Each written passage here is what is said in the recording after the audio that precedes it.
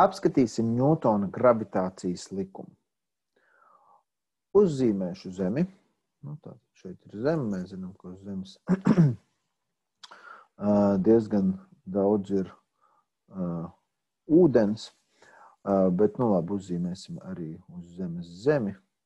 Te būs Zeme, varbūt kādu zālīti nedaudz. Tātad te ir mūsu Zeme. Un tas, ko mēs zinām, ka visi ķermeņi uz Zemi krīt ar kaut kādu brīvās krišanas pātrinājumu. Un G, tas brīvās krišanas pātrinājums G, ir 9,8 metri sekundē x sekundi. Tas nozīmē, ka katru sekundi šis te brīvās krišanas pātrinājums palielina. Katru sekundi šis te ātrums, ar kuru ķermenis krīt uz Zemi, palielinās par 9,8 metriem sekundē. Tad ātrums palielinās par 9,8 metriem sekundē katru, jeb ik sekundi. Ko tas nozīmē? Tas nozīmē, ka starp mums un Zemi notiek kaut kāda miedarbība. Un tātad starp mani un Zemi, vai starp tevi un Zemi, ir kaut kāds spēks. Šis te G patiesībā ir 9,8 tikai Zemes tuvumā. Ja mēs aizlidotu ļoti tālu prom no Zemes, tad tas jau būtu cits skaitlis. Bet kā izrādās, tad spēks nav tikai starp Zemi un šo ķermeni, un spēks nav tikai starp Zemi un citu ķermeni, piemēram.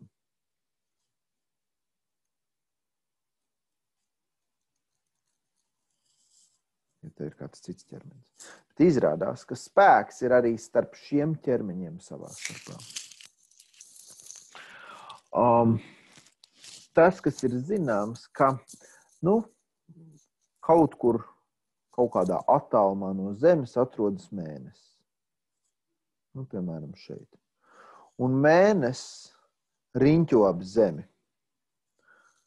kaut kādu trajektoriju, kas ir ļoti tuva riņķa līnijai.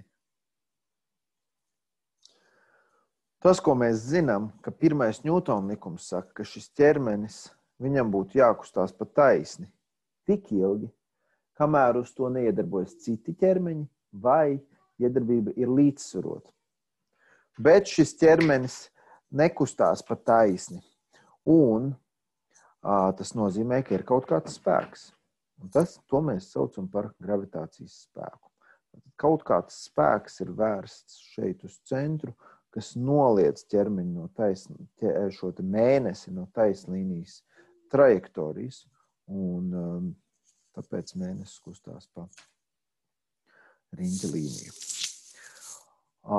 Patiesībā, ja mēs, piemēram, no kaut kādas klints, piemēram, te ir kaut kāda augstāka klints,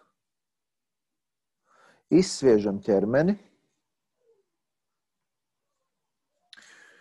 jo mēs ātrāk viņu izsviežam, jo tālāk viņš nokritīs.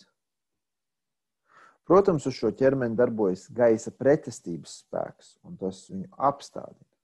Bet, ja nebūtu gaisa pretestības spēks, mēs varētu izsviest tik ātri to ķermeni, ka šis ķermenis nekad nenokristu un turpinātu riņķot. Un tieši tas notiek ar mēnesi. Tur, kur atrodas mēnesis, tur atmosfēra vairs nav šeit ap Zemi. Un mēnesis, tik cik Zeme viņu velk uz leju, tik cik viņš it kā krist uz leju, patiesībā tā kā mēnesim ir ātrums arī uz priekšu, tā šis te ķermenis it kā visu laiku bēg no Zemes un reizē arī krīt uz Zemi. Un tad sanāk, ka mēnesis mūžīgi krīt, bet nekad nenokrīt. Mēs arī varētu palielinot ātrumu, varētu izsviest tā ķermeni, ka šis te ķermenis turpinātu kustību ap zemi.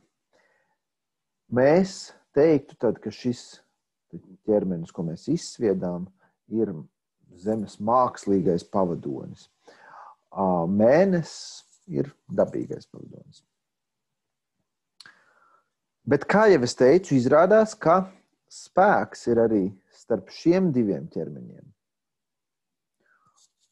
Un starp citu, jā, šie abi ķermeņi pievelk viens otru vienādi. Un to spēku apraksta Ņūtona gravitācijas likums. Mēs varam eksperimentāli, ļoti viegli, ļoti vienkārši izdomāts eksperiments, grūti realizējams eksperiments. Piemēram, mēs grieztos ļoti tievā diedziņā, iekaram stienīti.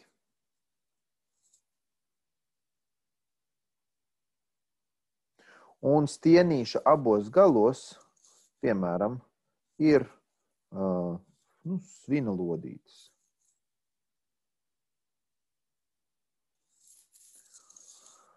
Un, ja mēs abiem nosauksim tās lodītes uzreiz par, piemēram, tur lodīte ar masu M, abas divas būs ar masu M, piemēram, lai ir vienādas M1.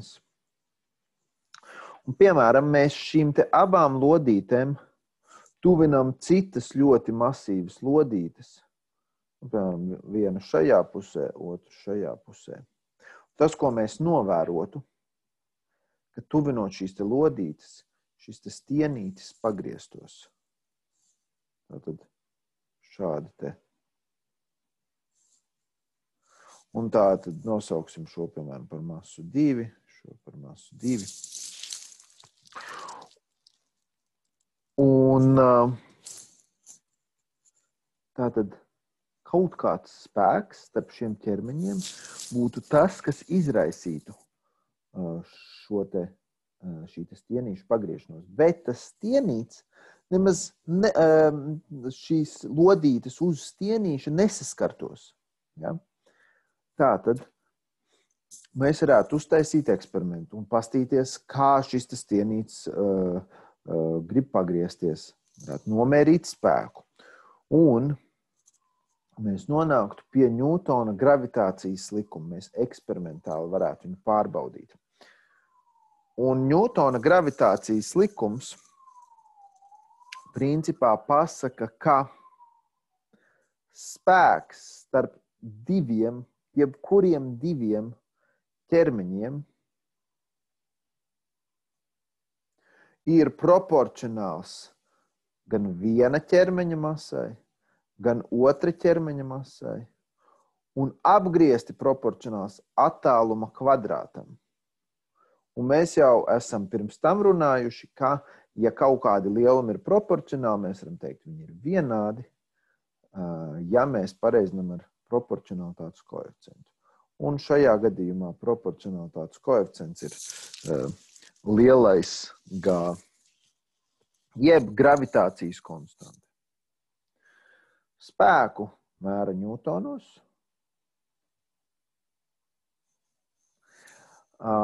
Masu kilogramos, attiecīgi attālums starp ķermeņiem mēra metros. Tātad, ja mēs liksim iekšā masu kilogramos, attālumu metros, tad mēs iegūsim spēku ņūtonos. Un šis te proporcionalitātes koeficients ir tieši tāpēc, lai šis spēks principā būtu ņūtonos. Mēs varam arī nonākt, piemēram, jaunā pasaulē, kur viss ir tāpat, bet mēs, piemēram, nezinām šo te gravitācijas konstanti. Mēs varam ieviest jaunu mērvienības sistēmu, tad vienkārši mainīsies tā konstanta, bet principā viņa sasaista mūsu mērvienības. Un gravitācijas konstante G ir 6,67. Nu labi, lai būtu 2,0 reiz 10 mīnus 11. Ja? Un mērvienību patiesībā mēs varam ļoti vienkārši izdomāt. Ja mēs izteiktu G no šīs te formulas, tad formula G būtu F reiz R kvadrāts dalīts ar M1 reiz M2. Un attiecīgi mēs varam izdomāt, kāda tad ir mērvienība. Mērvienība ir F mēra ņūtonos, tātad ņūtons, R mēra metros, bet tā kā R ir kvadrātā, tad metrs kvadrātā, dalīts ar kilograms reiz kilograms, kilograms kvadrātā. Tā ir mērvienība. Šis te likums pasaka to, ka jebkuri divi ķermeņi, kuriem ir šādas masas, vai kuriem mēs zinām masas, un zinām attālums ar ķermeņiem, savstarpēji pievilksies ar gravitācijas spēku, un šo sauc par Ņūtona gravitācijas likumu. Uzreiz pateikšu, ka ja pat, piemēram, M1, tātad šī lodīte ir maziņa, piemēram, ja? Ja pat M1 ir daudzreiz mazāks par M2, vienalga šie te spēki, spēks, ar kuru M1 pievelk M2 būs vienāds, bet pretēji vērsts tam spēkam, ar kuru M2 pievelk M1. Tātad trešais Ņūtona likums. Tātad, ka iedarbībā ir pretdarbība. Ja viens ķermenis pievelk otru, tad otrs pievelk pirmo, vai miedarbojas viņi ar vienādiem, bet pretēji vērstiem spēkiem. Un tas pats notiek arī šeit, patiesībā, kad es stāvu uz zemes. Ne tikai zeme mani pievelk, bet es pievelku zemi, un mēs viens otru pievelkam ar vienādiem, bet pretēji vērstiem spēkiem.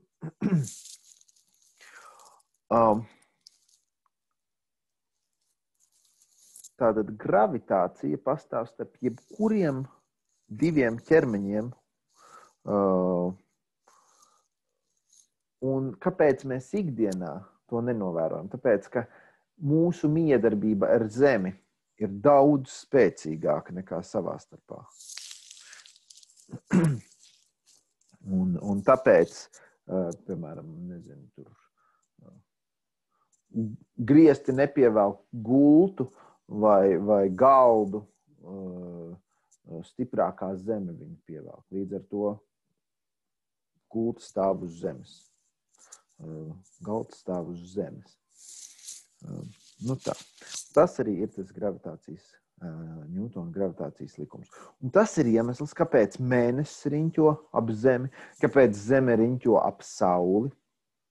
Un tas ir arī cēlonis paisumiem un bēgumiem. Tā kā šis te gravitācijas likums ir diezgan svarīgs. Tas, ko vēl es gribu parādīt, ka mēs varam paredzēt, kā, tātad, piemēram, ja mums šeit ir zeme, mums interesē, kāds būs brīvās krišanas pātrinājums kaut kādā noteiktā attālumā no zemes. Tad, zemes gadījumā, tas, ko mēs zinām, ka zemē ir kaut kāds rādijus.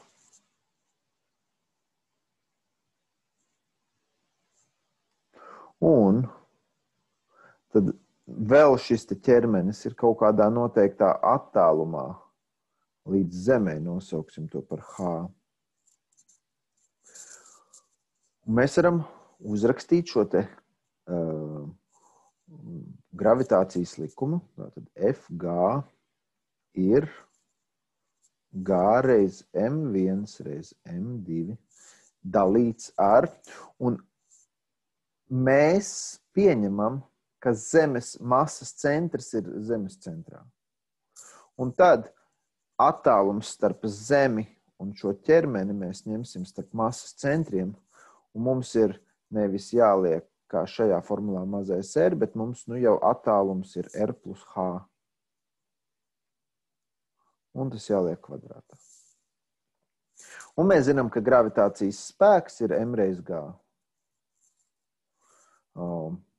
Tas, ko ir svarīgi saprast, ka viena masa ir, piemēram, ķermeņa masa un viena ir zemes masa.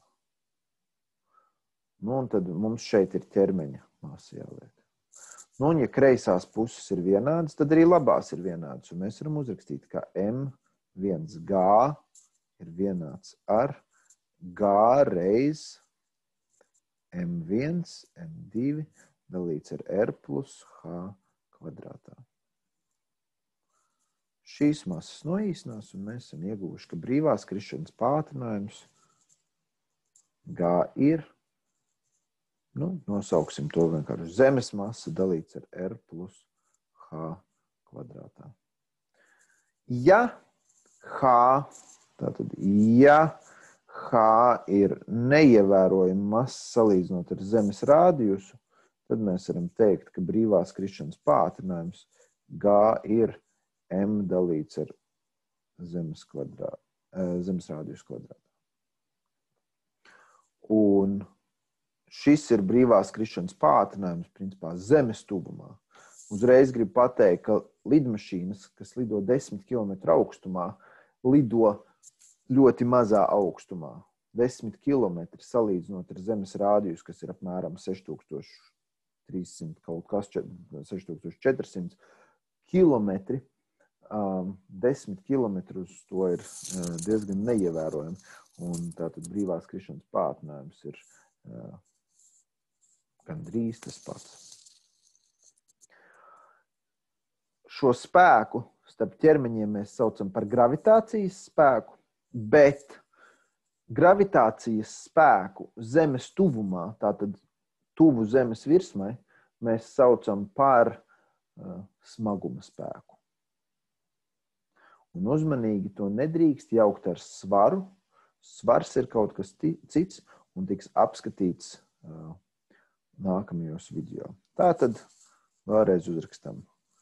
Ņūtona gravitācijas likums ir G reiz M1, M2 dalīts ar R kvadrātu. Palielinoties ķermeņa masas, palielināsies spēks. Palielinot attālumu, samazināsies spēks.